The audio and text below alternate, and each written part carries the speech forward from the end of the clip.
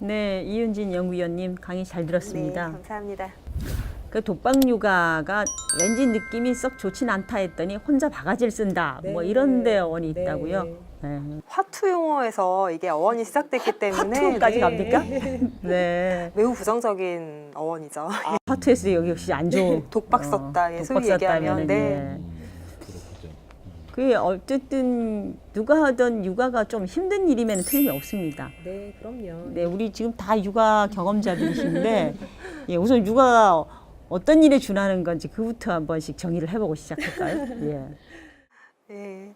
육아 자체가 사실은 아기를 낳아서 어느 정도로 어떻게 키워야 하느냐, 그러니까 한 사람의 인생을 책임지는 일인 거잖아요. 그러니까 굉장히 이게 심리적으로도 부담감이 오지만 특히 육아라고 하면은 그러니까 중고등학생의 큰 아이들까지는 상상하기가 조금 힘들고요. 영유아 어린이 시기, 아동 시기에 그런 육아를 생각하기 마련인데 영아 때 특히 0세에서 2세까지는 매우 육체적으로 힘듭니다. 예, 다들 경험하셔서 아실 거예요. 예. 근데 그러한 육아 자체를 육체적으로도 힘들지만 혼자 만약에 고립되어서 하게 된다고 하면은 신체적으로, 정신적으로 이게 압박감이 굉장히 큰 노동으로 다가올 수 있거든요. 그래서 거기에 대한 문제점이 일단 독박 육아라는 좀 트렌디한 용어가 생산될 수 있었던 배경이 아닌가 싶은 생각이 듭니다. 옛날부터도 동양아치 보고 애 봐주면 밥 줄게 이랬더니 며칠 못 가서 아이 동양 바가지 도로 달라고 나 애 못 보겠다고 그런 얘기 있을 정도로 어렵다고 하는데 경험자시잖아요. 노동 강도라고 할까? 어느 수준의 직업에 비교할 수 있을까요? 저는 그냥 남편한테도 최근에 그런 말을 했는데 한 380만 원은 주부들한테 줘야 될 것 같다라고 제가 액수를 나름의 제가 촉을 갖고 엄마들한테 설문조사를 돌린 결과로 얘기를 했더니 아니 그렇게까지는 자기는 생각 안 했대요. 그래서 체감이 이렇게 액수로 말하니까 좀 체감이 되지라고 이렇게 제가 표현을 했는데 그만큼 엄마들이 이게 티도 안 나고 또 육아만이 아니라 가사 노동하고 또 남편 비위 맞추고 수많은 그 가정 환경과 또 시댁과 그 모든 것이 이제 육아와 관련된 엮여 있기 때문에요. 사실 많이 힘들어하는 엄마들을 많이 겪고요. 아이가 셋이고 어리다면서요, 애들이? 네, 저는 근데 조금 저는 이제 특이한 강의를 하는데요. 우리 또 연구원님은 전문가로 이렇게 하시지만 저는 부모 상담 전문가예요. 그래서 아이를 낳기 전에 이미 엄마들이 뭐 때문에 힘든지 알고 제가 아이를 낳았어요. 근데 그게 저한테 개인적으로 큰 도움이 된 것 같고요. 우리 저 380만 원 얘기하시니까 어때? 실감 나셔요? 어떠세요? 그렇게 많이 줘야 되나는 생각이 먼저 드는데. 고마워하셔야 돼요. 그래서. 그러니까 부분적으로 일을 나눠주고 실제 현 시세가 집에서 키우는 집 200만 원 가량 되잖아요. 입주하시는 분들이 애 하나 딱 키우는데 딴 거 안 하고 뭐 틀린 말 아닐 것 같습니다. 네. 아빠가 좀 도와주는 편인가요? 어떤가요? 저는 이제 이게 시즌별로 다른데요. 제가 수입이 좋을 때는 정말 잘 도와줍니다. 정말 기가 막히게 어떻게 이렇게까지 도와주지 하는데 이게 수입이 낮아지면 아무것도 하지 않아요. 그래서 저는 이게 그 결혼하는 지금 이제 초년 부부들한테 하는 말이 너의 수입이 상당히 중요하다. 부부가 사랑으로 이루어진 관계지만 사실은 서로 오랜 기간 전 이제 16년을 살았는데요. 아 이게 인간인지라 이 사람의 가치와 노동과 이런 것들 능력이 뛰어나다고 생각하면 내 외조를 충분히 잘 하는 것 같아요 남자분들은. 지금까 많은 남성분들이 그 육아를 맞벌이를 원하고 근데 그렇지만 육아를 맞들어 하지는 않는 게 통계적으로 잡힌단 말씀입니다. 요즘 그 뭐 아빠 어디가 뭐 슈퍼맨이 돌아왔다 뭐 이런 프로도 보면 이제 아빠들한테 육아를 시켜가지고 예능으로 즐기고 계시는데 이제 아빠들이 아빠의 독박 육아에 체험이 좀 되시는가 모르겠어요. 보고 있으면. 아니 옛날에 비해서 그 아빠들의 육아 참여가 좀 많아지지 않았나요? 뭐 시대적으로 좀 구분할 수 있는 뭐가 있을까요? 사실 우리나라에서 시대적으로 남성의 그런 아빠의 육아 참여를 구분하기까지는 조금 그 성숙도가 낮은 것 같은 게 좀 사실입니다. 정책적 체감도로는. 근데 최근에 이런 프로그램이 활성화되고 인기를 많이 얻음으로써 긍정적인 사회적인 영향을 미치는 것 또한 사실이에요. 근데 그래도 아직은 우리나라가 이제 유교적인 가치관에 기반을 해서 남녀에 대한 그런 분리 내지는 성 역할에 대한 분리, 집안일에 대해서 남성이 참여한 지가 그리 오래된 역사가 아니고 최근에 뭐 많이 그래도 변했죠. 그래서 복지국가 발달 과정이랑도 이제 쭉 연결시켜 보면은 여성이 일을 하게 되면서 어떻게 보면 필연적으로 남성도 같이 가사일 내지는 육아에 참여하게 된 그런 흐름, 역사적 흐름이 있다고 하긴 하는데요.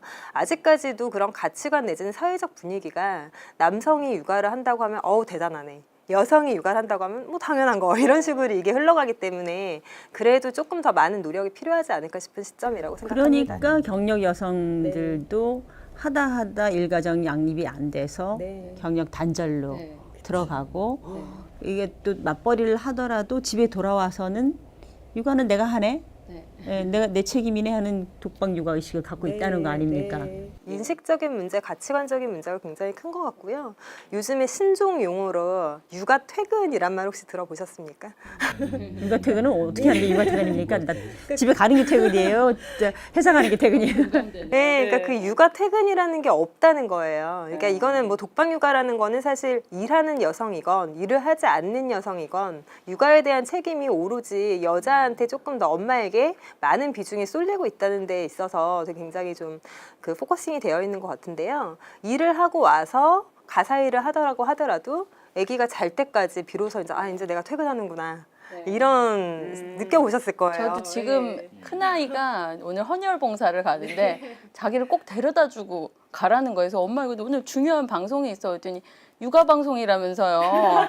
육아를 제대로 안 하면서 그거를 가면 엄마 그게 말이 되냐. 그래서 이 뭐 아이를 셋을 키우니까 이 새 아이의 그 시즌과 그 아이들이 도움을 요청하는 것들이 다 다르니까 사실은 자는 시간 자다가도 없어요. 자다가도 아이가 기저귀 갈아야 되면은 갈아야 되고, 네 정말 그 공감합니다. 그러니까요. 애기들 깨잖아요 중간에. 잠도 못 자요. 아까 말씀하신 거에서 저는 그 세대별로 얘기했을 때 저희 친구들끼리 하는 얘기가 제가 81년생인데 82년생 남 학생들부터 가정을 배웠어요. 그래서 제가 딱 저희 남편까지가 가정을 안 배웠어요. 그래서 가정을 안 배운 남자가 살고 있는데 가정을 배운 남자분들 계신가요? 가정을 배운 남자분들은 일단 요리랑 바느질 기본적인 것을 고등학교 과정에서 배워서 차이가 있다. 그런 얘기도 좀 합니다. 아무리 인식 그러지만 어쨌든 그 인식도 경험과 제도에 교육에 의해서 달라지는 문제가 있네요. 확실히. 네, 조금 있을 수 있다. 굉장히 중요한 말씀하신 것 같아요. 저는 가정 교과까지는 연계해서 생각을 못 해봤는데 육아 지금은 가치관 내지는 인식의 전환이 굉장히 중요한 시기에 온 것 같아요. 근데 그런 사회 제도적인 그런 정책적인 부분이 계속 변화한다고 하더라도 같이 그 사회에서 생활을 하고 몸을 부대끼는 사람들의 공감대가 형성이 되지 않으면은 사실 바뀌기 굉장히 어려운 부분이거든요. 그래서 육아라는 게 또 전통적으로 여성의 역할로 부여가 되었던 부분이기 때문에 이에 대한 공감대 내지는 가치관의 확산 이런 것들이 현상적으로 좀 변해야 되지 않을까 싶습니다. 남자들의 육아에 대한 보조적 참여. 네. 뭐 참여를 아주 안 하지는 않겠죠. 보조적 참여. 뭐 대동 잘 데리고 있다가 이렇게 저 기사 같은데 보면 아기가 이제 이 기저귀 갈아줘야 될 때 막 부르고 이렇게 해서 자기는 이 육아에 그저 이렇게 도우미 정도라고 생각을 하는 이제 그렇게 되면은 이제 여성의 입장에서는 전적으로 산 생명을 책임져야 되고 도움이 하나 있으면 좀 낫기는 하지만 그러니까 독박 육아라는 기분이 드는데 그러면은 남성들은 냉정하게 생각하면 둘 다 이게 직장을 나가면은 그 직장에서 부담을 똑같이 안고 있는데 어떻게 부인에게 그 부인은 자기보다 더 책임을 져야 된다라는 거를 알리바이를 가지느냐, 어떻게 양심의 부담을 덜느냐, 어떻게 그런 부분에 대해서는 혹시 생각해 본 적 있습니까? 굉장히 핵심적인 그런 말씀을 해주신 것 같은데요.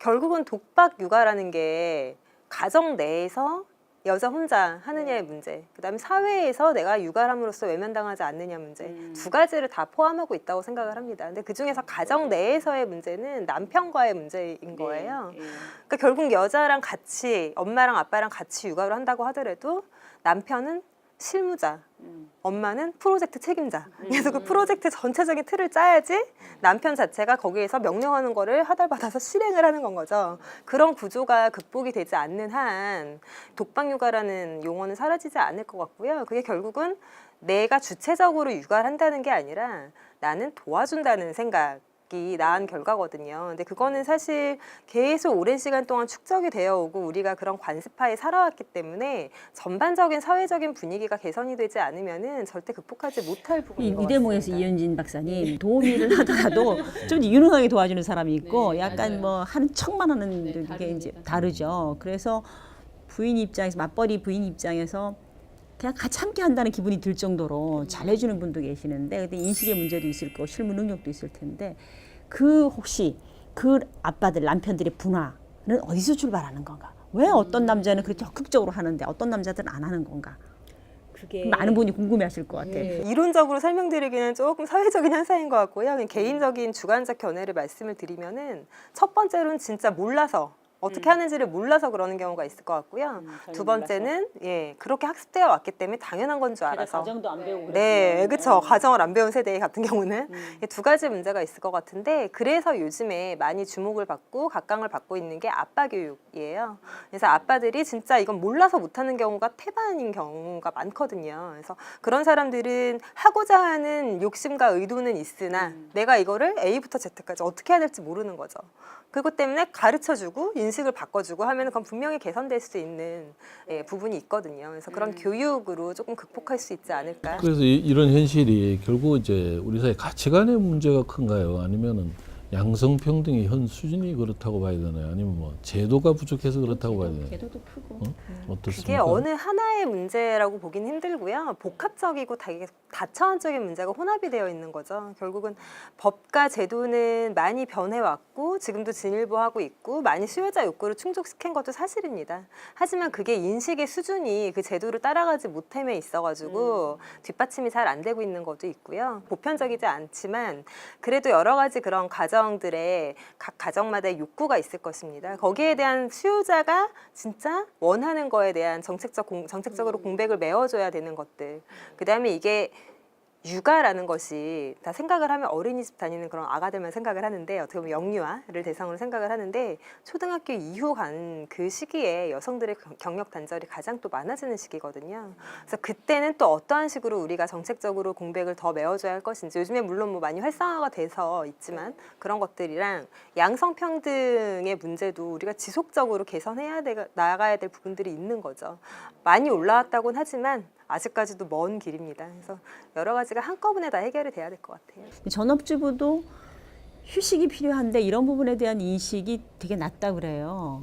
그런 부분 호소하시는 분들은 못 보셨나요? 네, 전업주부들이 너무 힘들어하고요. 애기 어릴 때, 어릴 때 특히 어릴 때 지금 그러니까 두 아이 엄마들이 이제 저희가 모여서 2살인 3살인 아이와 1살인 아이를 키우는 엄마가 30분만 자고 싶어요라는 호소를 했어요. 그랬더니 그 2살 차이 있던 애기 엄마들이 하는 말이 한 명을 버려라 그러시더라고요.